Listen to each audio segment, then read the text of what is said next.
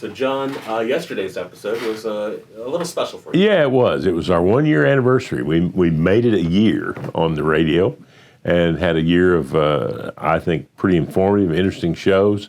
And yesterday I had Dr. Dale Moore and David Eslick, who are two of my sidekicks that helped me with shows and interviewing people. And we just sat and talked about history and about some of the fun things that have happened over the last year and little known facts. It was a good show. It was a lot of fun. Yeah. So, reflecting upon the year, what were some highlights? Some of the people we talked to, some of the things we learned. One that stands out to me was David Harrison's interview. I had no idea of his other careers and how his life had progressed to ultimately being a very famous children's author. Started as a scientist and then went to working in a greeting card company, and then from there back here to run his family business, and then out of that to being a full-time author. So it's an interesting progression, and just a lot of different fun people. Yeah. So from episode 1 to yesterday's episode, anything learned? Some things you think are historic, that are really just continuations of a theme. They're not. They're important, and you need to learn from them, but they always continue. It sometimes that's makes you feel good, and sometimes it makes you feel bad. But it's interesting that way. So with a year down with your radio station, what do you think the next year will look like? More of the same. Interesting people, interesting stories.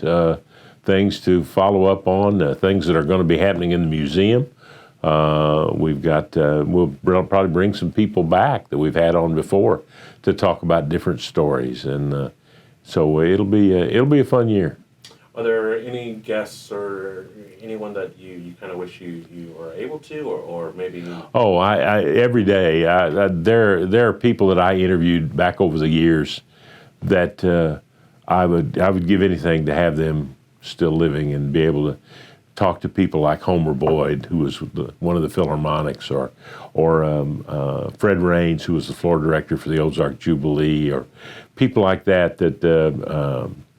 Russell Keller, who was just involved in more history in the city than you can imagine, and just have them tell stories for a while. But they're all long gone. Sadly, we lose people every day that can tell us wonderful stories. Can you tell me a little bit about, I guess, your history in terms of your time with doing radio?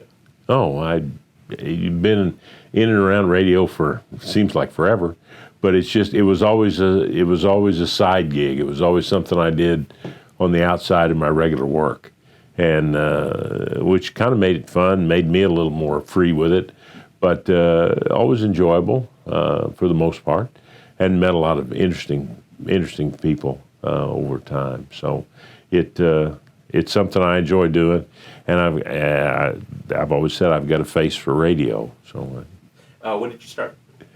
I started, my goodness, long ago, back in late 60s, early 70s, and was at KWTO, was at KTTS. I mean, I've done them all, just for short bursts, part-time, like I said, working nights and weekends and things like that, just for a little extra money, along with my regular job.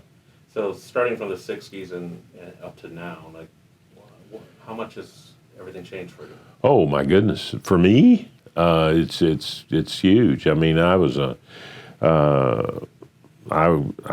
truck driver and then got into sales and stayed in sales my whole career.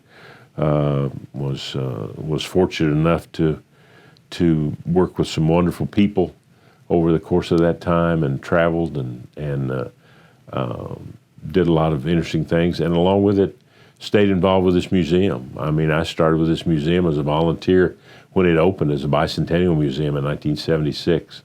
So I've been in and around this museum anytime I was close enough to be. Times I lived in other places, But when I came back here in 2000, I immediately got involved with the museum again, and in 2005 took a temporary job as the executive director until we could find a new one, and lasted at that until 2022. So 15, 17 years. So let us know how to watch your show. Okay, the radio show is on Tuesdays from 4 to 5 on 1340 AM and 92.3 FM on KICK. And also, if you go to the KICK website, all of the shows are listed on there, and you can listen to any of them online.